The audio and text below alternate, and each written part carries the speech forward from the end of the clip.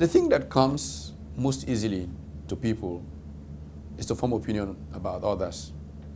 Now, I recall running into a former president of the Afri-Exim Bank years ago, and he said to me, "You know what defines the African?" And I said, "No. It's the ability to speak bombastically about something he knows next to nothing about." That comes a lot when they talk about people they don't even know. I could not stop laughing because my experience with that was legion. But my worry for young people is that the faint of heart could let such untruths, half-truths, and stereotypes, which help the lazy define the prism through which they see reality, can affect them and how they see themselves. They can let that define them. If you do that, you are dead. And the rest of your time here could be,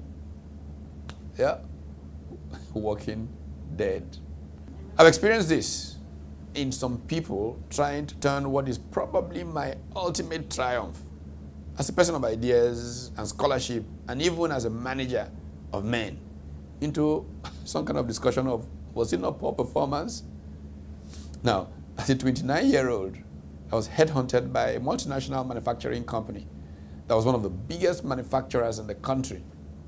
It was a joint venture with the federal government. Well, I turned down the invitation, explaining that as a graduate student, I had been very critical of what was known as the Prebisch thesis, an idea called import substitution that was offered by, a former executive secretary of the Economic Commission for Latin America back in the 1950s, who was known as Raul Prebisch. And I was critical of how it was being implemented in Nigeria among certain African countries. As it happened, the company that was headhunting me, Volkswagen of Nigeria, was one of the many import substitution industry firms in the motor assembly space.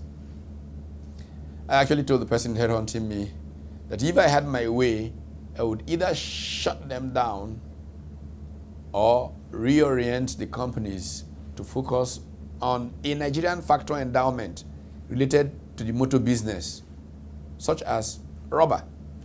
Now, if you took rubber, for example, and had a few rubber products which you were the leading producer of in the world and supplied the value chain or the supply chain of those motor companies, Nigeria could drive that value chain to the point that it was going to be a big exporter, earning foreign exchange, creating hundreds of thousands of more jobs than the motor assembly plants could possibly imagine creating, and so on. So I said, based on these, I would have reluctance going into an import substitution motor assembly plant because I spent a lot of time criticizing that strategy as a graduate student. I thought it was over. I even recommended somebody for the position. 6 months later, they returned to me. I was surprised. The late Chief Folusho Longe, who was the consultant that was headhunting me, tried to persuade me on 2 arguments. The first was that I had no big company experience at the time, and that a stint in that company would spice up my CV. And second was that it would give you an opportunity to push my idea of a preferred national strategy as against import substitution of the time. In the book, To Serve is to Live, I described what happened between Chief Longe and I as my being white-mailed and not blackmailed to accept a position at Volkswagen of Nigeria. But I was able to express my gratitude for Chief Longe's persistence because my VW years shaped my capacity to manage men and to lead. It gave me a platform to test my theories from years of studying management, policy economics, and communication. Evidence remains of how that global firm valued and honored me.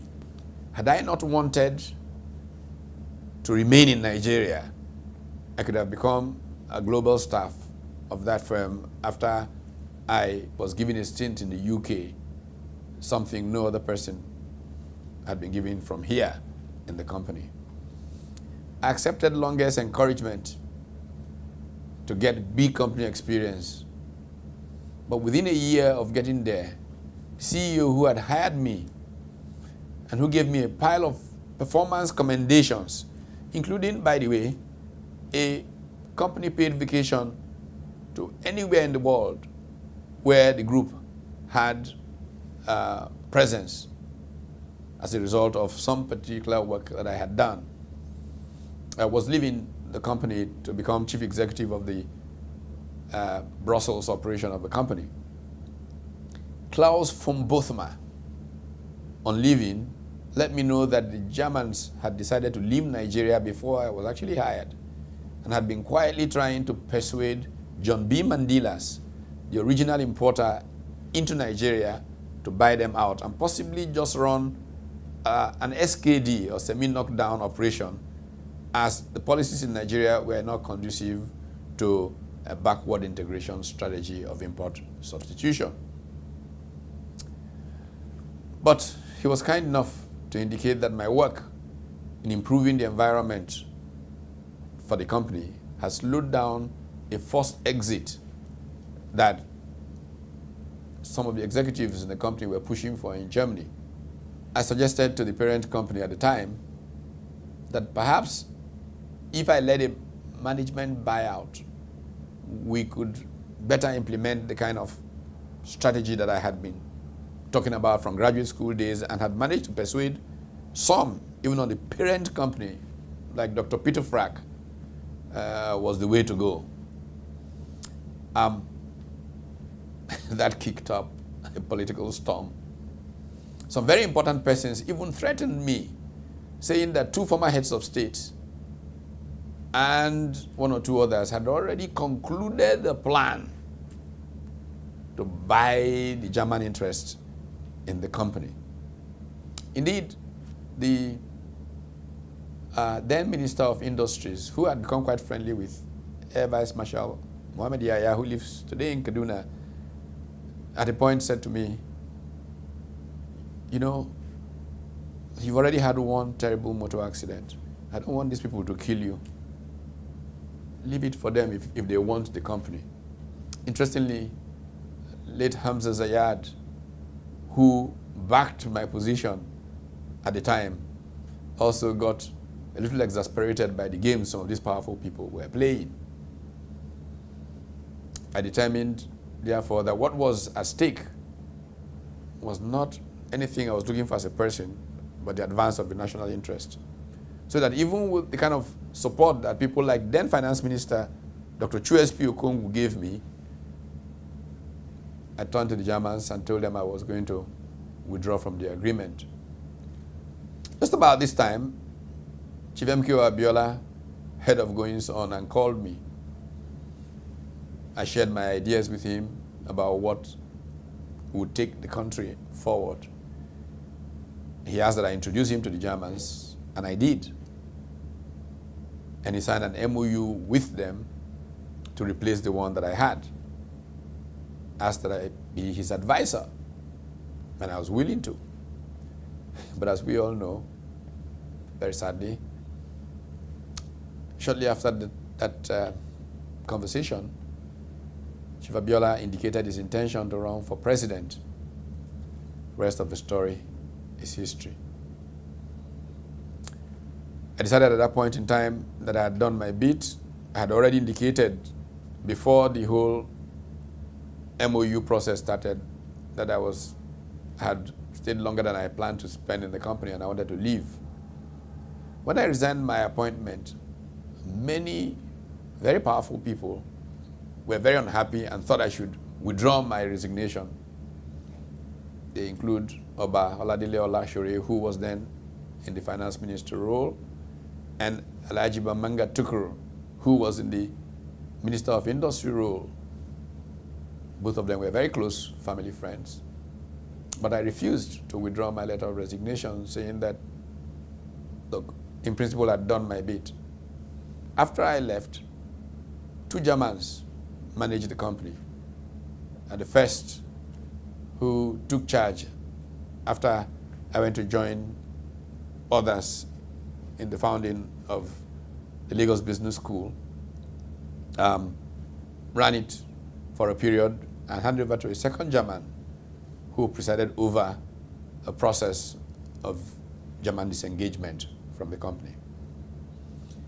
When several years after I left, I heard the first insinuations that perhaps I had something to do with the quote-unquote demise of a company that should have died, was supposed to die, and did what it should do. I thought to myself, me? I guess something must be wrong with the person insinuating this. So I asked the first person that I heard that from. I said, did you hear that a kobo was ever missing on my watch?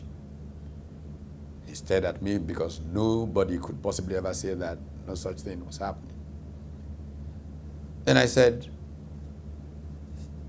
did you hear that there was a decision, a major decision made in the company that somehow contributed to its decline that I was part of? Again, he stared at me, nothing to say. Well, by the way, did you know that the management of the company was domiciled in the Germans, the JV partners, and that no Nigerian could make any decision that was of consequence to where the company was going? He stared at me again. And then I said, by the way, did you know 2 Germans managed the company after I left the company before they decided to exit? Again, blank stare. Pray tell, my friend, I asked, how could you associate me with anything that led to the ultimate choice about the company? But that's the nature of how people speak without knowledge. Then I raised another question. By the way, you know that there were 5 import substitution assembly plants in the country? I said, yes. All of them are dead. Utomi wasn't associated with any of them. Could it be that they found somehow some Utomi in those places? Again, he stared at me. I thought, let me give you one more information. In 1987, shortly after I joined the company, a professor of economics at Oxford, Paul Collier actually, was working on Nigeria's manufacturing and had heard some of the things I was saying about the Prohibition thesis and all of that, and came to interview me. Do you know that a quarter of a century later, you need to commission that same person to study China's dramatic rise in manufacturing, given that Nigeria was ahead of China, by the way, more or less in manufacturing back in those days, to find out what Africans could learn. Conclusion, you know, the Chinese more or less did what Utomi was suggesting, because one local government in China manufactures nearly 75% of all the buttons worn on the planet. That's what it means when you say take your factor endowment and dominate the global value chain in that one thing. Had we turned to rubber and tried to dominate supply of components into the motor industry from rubber parts, Nigeria could probably have been what China is today. The easiest part to responding to insinuations of being associated with what they call demise would have been to say, you know, okay, so I was there and we made mistakes and it flopped. I keep talking about falling forward or failing forward. Well, okay, I learned from it, got a return from it. That was the easiest part. That's easy to put it aside on. But that, we're allowing them to define me. And I was not going to let anybody define me. I was not going to apologize for what was my greatest accomplishment. A young manager who came in and did what much older managers could not do. When I went to work there, strikes there were on national television. And for the years I spent there, there wasn't one single strike. My not letting them define me gave me the confidence to carry on and to make cutting-edge contributions in several sectors: education, social enterprise, the commercial space. All these have been very fulfilling. So I got there because I didn't let them define me. The way to move forward is to form your conscience right.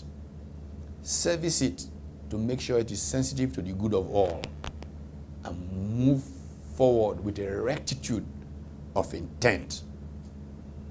No matter what they say, no matter how they try to define you, if you just stay focused and keep going, knowing that if you can dream it, you can make it happen. History will vindicate you. That's what you must do. Never, never let them define you.